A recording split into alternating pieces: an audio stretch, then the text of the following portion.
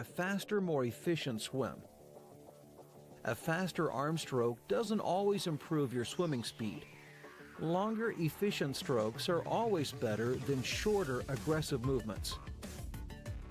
Your hand entry should be relaxed and in line with your shoulder, with your little finger entering the water first.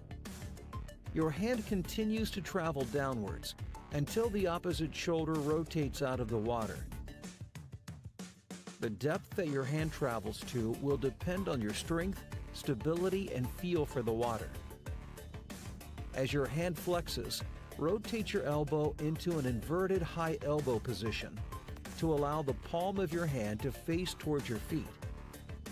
Your fingers must be pointed out to the side of the pool to maintain the inverted high elbow and good leverage on the water.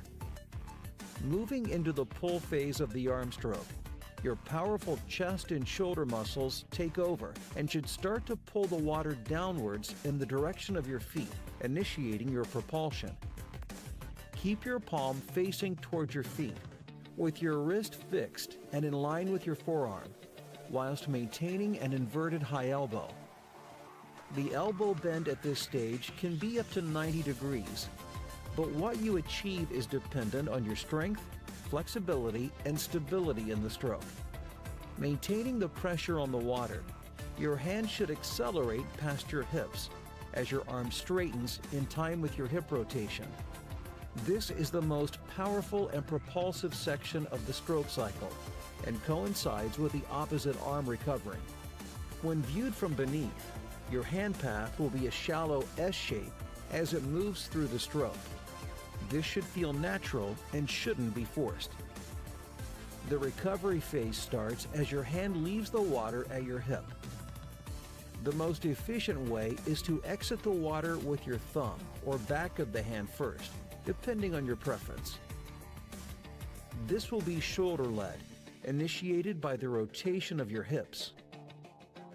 On the first part of the recovery, your hand must be relaxed and in line with your shoulder, with the arm perpendicular to the water surface pointing up to the ceiling. To maintain an effective body rotation, ensure that your armpit is clear of the water on your recovering arm. The second part of the recovery is initiated as your hips rotate back to the other side and coincides with your palm rotating outwards and dropping into the water, little finger first.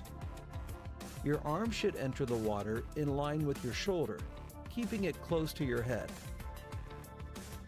Timing of the arm stroke is important to consider for an effective stroke. As one hand enters the water, the opposite hand exits, which coincides with the hip rotation within the stroke cycle. Power paddles or finger paddles can be used to help you focus on improving the positioning of your hands as they enter the water. Finger paddles are useful for helping you focus on an efficient catch and pull phase, encouraging you to keep your fingers and elbow in the correct position. Due to his excellent body rotation, Ryan has a deep and powerful stroke with great